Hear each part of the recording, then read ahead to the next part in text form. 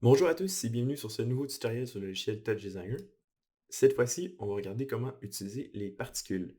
Et pour ça, on va faire ce petit projet-là. Donc en fait, c'est une inspiration de Erika Anderson qui développe des projets sur After Effects. Mais je trouvais que ce projet était cool et je pense qu'on devrait être capable de faire un projet similaire dans Touch Designer, donc d'avoir cette forme en 3D et des particules autour.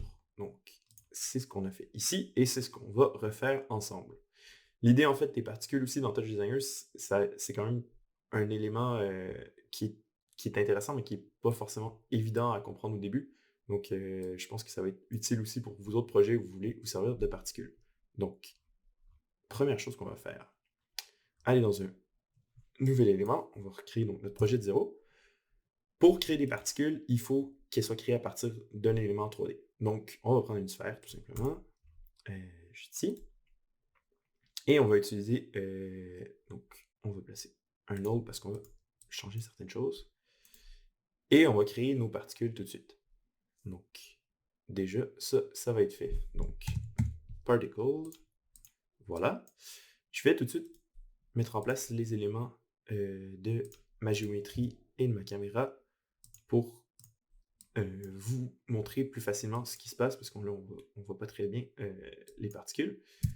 Et ça, c'est des choses qu'on a déjà vues normalement. Donc, créer tout ça. Voilà. Donc, je passe très vite. L'idée, c'est qu'après, on va faire notre compositing à la fin. C'est ça qu'on va afficher. On va lui mettre juste un petit fond, histoire de voir mieux ce qu'on fait. Voilà. Et sur une constante qu'on va mettre ici. Voilà. On va changer la couleur en noir. Et ici, on va sélectionner Input 1. Bon, en ce moment, on ne voit pas grand-chose, tout simplement parce que nos particules sont en ce moment des lignes. On va changer ça tout de suite. Première chose qu'on va faire, donc render as line, on va faire render as point sprites et on va lui mettre un matériel. Donc le point sprite, c'est un matériel qu'on peut donner aux particules. Il faut évidemment sélectionner avant que ce soit des point sprites. Donc je le mets comme matériel et déjà, on voit un peu des particules apparaître. On ne les voit pas extrêmement bien, donc on va juste exagérer un peu leur taille et ça va nous permettre de voir que justement, en fait, c'est pour ça qu'on n'a pas besoin de lumière. En fait, des particules, c'est tout simplement des images qui sont répétées. Il y a un effet évidemment de physique qui est appliqué, mais en fait, ce que vous voyez, c'est tout simplement des carrés blancs. Donc, déjà, on va changer ça tout de suite pour des éléments un peu avec du dégradé, donc pour un effet un peu plus intéressant. Donc, pour ça, on va mettre un dégradé circulaire. Je vais changer extend left et extend right pour le mettre à 0. Comme ça, il va vraiment avoir de la transparence ici. Et je vais tout simplement inverser ces éléments-là. Donc, je vais lui donner une valeur de blanc au centre, une valeur de blanc, mais transparent à l'extérieur. Donc, l'idée, c'est que nos particules, là, des carrés, vont être ces formes-là. Si je le dépose ici, en fait, je viens de remplacer tout simplement ma, ma color map. Donc, voilà. Déjà, ça fait des particules qui sont déjà arrondies, mais en plus, un peu plus, je trouve, qui va nous permettre donc, de jouer un peu sur le dégradé, donc un peu plus intéressant de ce côté-là. Et on va juste blend transparency pour que lorsque les particules se superposent, vraiment la transparence et pas du. Et que ça coupe pas en fait l'image, voilà, l'une de l'autre. Donc, déjà, c'est plus intéressant. Ensuite, si on regarde un peu la situation actuellement, évidemment, c'est assez problématique parce que euh, ce qu'on voulait faire à la base, c'est d'avoir une forme, euh, donc la sphère qui envoie des particules, mais déjà les envoie vers le centre et, et sur un élément. Et dans un effet un peu plus de random, parce que là, en ce moment, on voit que toutes les particules, en fait, sont créées dans un ordre particulier. Ça vient tout simplement, si j'affiche les options ici, je peux voir mes points et leurs numéros. Chaque point a un numéro, évidemment, c'est dans un ordre. Pour changer ça, très facilement, on utilise un sort, donc on réordonne les points, et on les réordonne de manière random. Donc déjà, on a notre sphère qui crée des points de manière random, mais évidemment, ça les envoie vers l'extérieur. Pour changer ça, encore une fois, je vais vous montrer. En fait, ça l'envoie dans le sens des normales. Donc les normales, c'est ce qui est utilisé pour pour indiquer le sens de la surface, et donc comment la lumière va interagir sur la surface. Mais c'est aussi utilisé dans notre cas pour envoyer les particules. Donc là, comment j'envoie les particules autrement? Tout simplement en inversant les normales. Pour faire ça, on va utiliser point ici. Donc, là, j'ai keep normal, je vais changer pour anormal et inverser. Donc, en mettant tout simplement un moins devant chacun des paramètres. Et là, vous voyez que tout de suite, le shading n'est pas le même parce que nos normales sont inversées. Si j'enlève ici et que je fais display option là, on voit qu'en fait, on voit un peu des petits points bleus, mais en fait, nos normales sont à l'intérieur. Voilà. Donc, c'est déjà plus l'effet qu'on veut. Ensuite, on va changer cette taille-là, on va mettre un rayon plus grand, comme ça va partir vraiment de l'extérieur de l'image. Donc, déjà, c'est pas si mal. C'est presque l'effet qu'on veut. On va juste changer quelques autres paramètres. Donc, pour créer notre forme 3D qui va attirer les particules, donc en fait, c'est ça, c'est tout simplement ça. En fait, c'est ici, vous avez un élément qui est Surface Attractor. Donc, on va créer un élément 3D. On va lui appliquer une transformation pour qu'il se déplace un peu dans l'espace. Vraiment, truc de base, juste 2 rotations, histoire qu'on voit vraiment. On va mettre point frame, on va mettre divisé par 3 ici et divisé par 5 dans notre paramètre, ou un truc comme ça. Divisé par 3, pardon, et divisé par 5 ici. Voilà. Donc là, on a notre élément qui tourne. Oui, aussi, première chose que j'aurais dû faire en fait, je vais changer ça pour un polygone et réduire la taille, là, ça va faire un isocaèdre. Donc là, on voit vraiment la rotation. Donc, truc assez simple. Désolé pour le son à l'extérieur. On va utiliser maintenant on va s'en servir tout simplement comme d'un Surface Attractor. Donc là, vous avez la forme. Si je clique ici sur Compare, je peux voir les éléments qui sont dans mes inputs. Et je vois que la forme est ici au centre et qu'elle attire les points. Malheureusement, évidemment, c'est pas l'effet qu'on veut. Là, on voit que les points disparaissent assez vite. Donc, pour faire ça, ce qu'on va faire, c'est aller changer des paramètres ici. Donc, déjà, on va aller changer la durée de vie. Donc, on va dans Particles. Là, en ce moment, j'ai 100 particules qui sortent à la seconde, qui ont une durée de vie de 3. Durée de vie, c'est un peu court. 3, on va mettre ça. On va mettre un peu plus de particules. Vous pouvez en mettre plus ou moins, ça va vraiment dépendre de ce que votre ordi aussi va pouvoir faire. Hein. Vous voyez le nombre de FPS. Et là, on voit déjà que ça suit à peu près la forme. C'est pas parfait. Les particules, bon, pour aller plus vite, c'est ce qui peut. Bon, voilà. L'idée, c'est que pour que ça suive un peu plus la forme, on va changer la masse et le drag. En fait, la masse, si je change tout seul, vous voyez ce que ça fait. Ça accélère en fait avec nos particules sont attirées, mais comme ils ont une masse plus importante, il y a de l'effet d'inertie, ce qui fait qu'elles décollent plus vite. Mais en même temps, elles sont plus rapides. Donc, ce qu'on va faire, c'est changer le drag ici. On va changer la friction. Et une fois que ça va être fait, on va voir que tout de suite, nos particules réagissent évidemment et se collent un peu plus à la forme. Voilà, donc tout simplement en utilisant ces 2 paramètres-là. Ensuite, vous pouvez aussi changer évidemment l'attraction de surface si vous voulez, plusieurs éléments comme ça. Donc, l'autre chose qu'on va changer, nous, c'est ce qui se passe quand quand la particule atteint la forme. Ce qu'on veut faire, c'est là, en ce moment, le hit behavior, ce serait die on contact.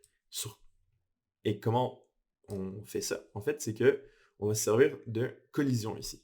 Donc là, je vais prendre le même paramètre, je vais mettre en collision. Et là, les particules vont être attirées et vont mourir lorsqu'elles touchent à la forme. Donc, ce qui fait qu'elles disparaissent assez rapidement. Pour changer ça, on va mettre plutôt bounce on contact. Donc là, les particules vont rebondir lorsqu'elles touchent à la forme, mais le fait qu'elles aient un drag important et une masse importante va faire en sorte qu'elles ne vont pas trop s'éloigner. Ensuite, là en ce moment, les particules ne se divisent pas, mais elles pourraient se diviser lorsqu'elles touchent à l'élément. C'est ce qu'on va faire, donc ça va créer des particules supplémentaires. Avant ça, je vais juste changer le gain ici, donc pour réduire un petit peu. Je vais prendre ce que j'avais mis dans l'autre. Donc là, tout de suite, lorsqu'ils rebondissent, on va avoir beaucoup moins de gain, donc ils vont rester encore plus proches. Et pour ce qui est du split, on va mettre split on contact. Et on va réduire. Quand même, on va mettre juste 1 plutôt que 3, parce que 3, ça fait un peu trop d'éléments. Et là, en fait, on voit que les particules arrivent sur notre élément, rebondissent, mais aussi génèrent d'autres particules qui vont venir se recoller. Donc voilà, c'est tout simplement comme ça qu'on fait notre effet. Et là, on a beaucoup de particules, on a un peu exagéré la taille ici dans Point Sprite. Donc là, je vais réduire cette taille-là. Et là, tout de suite, ça devient beaucoup plus joli. Donc voilà, c'est vraiment tout simplement comme ça que j'ai fait la forme. Si vous voulez changer de forme, euh, par exemple, en cours de route, vous pouvez utiliser un switch. Ça, c'est un truc que j'avais fait en fait pour faire l'animation d'un à l'autre. Je vous montre rapidement. Si je prends par exemple Box ici. Un switch, en fait, c'est juste tout simplement, vous pouvez mettre plusieurs inputs et il sélectionne un ou l'autre. Et donc là, je peux dire, là, je suis à 0, et là, je prends 1, là, ils vont suivre la forme plutôt de la boîte. Voilà. Et je reviens à 0. Si vous voulez le faire animer, vous animez en fait cet élément-là avec, par exemple, un pattern, comme on avait déjà vu. Donc voilà, vous pouvez animer cette forme-là, mais là, je vais juste vous montrer la partie compositing, parce que c'est cette partie qui est un peu plus intéressante. Donc, pour faire le compositing, on va utiliser un add, donc pour ajouter des éléments. Donc là, on va additionner un deuxième élément, qui est donc additionner la valeur de lumière, de blanc en fait. Et le deuxième élément va être en fait juste le même point, mais avec un effet de blur autour, pour créer, dans le fond, ces espèces de halos de lumière-là. Donc pour ça, je vais tout simplement cliquer ici. Je vais rajouter un effet de blur et un level. Donc, ce que ça va nous permettre de faire, tout ça, c'est de changer parce que quand vous faites du blur, évidemment, ça devient plus gris, si vous voulez, donc ça perd en lumière, et là, on va juste le remettre à fond pour vraiment créer notre halo de lumière. Donc, pour le blur, on va augmenter un peu le nombre de steps, on va le ramener à peu près autour de 3, ouais, je pense que 3 c'est pas mal, et 8 ici, voilà. Donc là, on a un bon effet de blur, et ici, ce qu'il va faire, c'est juste aller à fond sur le brightness. Donc voilà. Là, vous voyez tout de suite l'effet de blur. Là, c'est peut-être même un peu trop. Hein, faut pas y aller trop non plus. Faut pas exagérer. On va l'ajuster juste après, mais pour l'instant, voilà ce que ça donne. Donc là, vous voyez vos éléments, les particules, lorsqu'elles sont... puis le fait que lorsqu'il y en a plusieurs, mais évidemment, beaucoup de blur qui s'ajoutent, et donc ça crée cet effet-là qu'on voulait, donc du blanc qui s'additionne. Donc là, je vais peut-être même réduire un peu, parce que c'est peut-être un poil trop. Ouais, comme ça, c'est pas mal. Et la dernière chose qu'on va faire, en fait, c'est tout simplement changer les couleurs. Pour faire ça, on va utiliser notre élément qui s'appelle Lookup. Lookup, en fait, va nous permettre de transférer, donc, si vous voulez, des valeurs de noir à blanc, à d'autres valeurs qu'on veut. Donc, c'est peut-être pas clair comme ça, mais je vous montre tout simplement avec un ramp qui est un dégradé. Ça change en ce moment rien. Bon, ça vient de changer le fond en noir. Parce que c'est une valeur qui est justement à 0. En gros, ce que ça fait, c'est que ça dit dans mon image que je lui envoie, donc la première image, le premier élément, fait passer les couleurs du noir, les couleurs qui sont déjà du noir au blanc, à ce dégradé-là. Et comme c'est le dégradé par défaut qui passe du noir au blanc, évidemment, ça ne change rien. Par contre, si je change par exemple la valeur ici de blanc et que je lui donne une valeur par exemple de bleu, comme celui-là, une espèce de turquoise, ben, vous voyez que mon blanc devient du turquoise. Voilà, tout simplement. Et après, ce que je peux faire, c'est venir changer quelques éléments de dégradé ici. Donc, par exemple, je vais lui donner cette valeur-là, peut-être un poil trop... peut-être l'idée, ça va être de créer plusieurs étapes avec différents niveaux de lumière et de saturation pour que nos éléments, lorsqu'ils sont au centre, lorsqu'ils sont concentrés entre eux, comme c'est le cas en ce moment, viennent aller chercher des valeurs, ben là, pour le coup, avec un peu plus de luminosité.